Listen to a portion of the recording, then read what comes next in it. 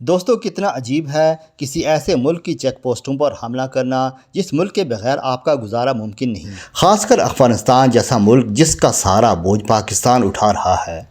ان کی جنگوں سے لے کر مہاجرین صحت، تعلیم، سفارتی دفاع، مقامی و قومی تجارت تک سب کچھ پاکستان پر انحصار کرتا ہے۔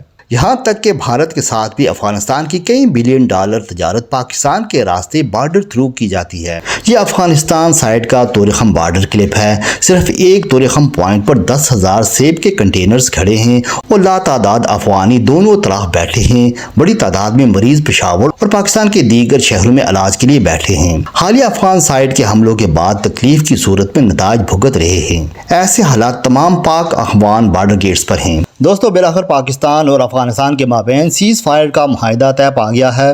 پاکستان کی سرزمین پہ افغانستان سے دہشت گردی کا مسئلہ فی الفور بند ہوگا۔ دونوں ملک ایک دوسرے کی سرزمین کا احترام کریں گے۔ حیرانی تو اس بات پر ہے کہ بظاہر سنجیدہ دکھنے والے افغان طالبان حکمرانوں سے کہ یہ بلنڈر کیسے سرزد ہوا، کیسے اتنا اوپن جا کر بھارت میں پاکستان کے خلاف سخت لہجہ اپنا سکتے ہیں اور اب وہاں موجود ہیں اور یہاں حملے شروع ہو جاتے ہیں۔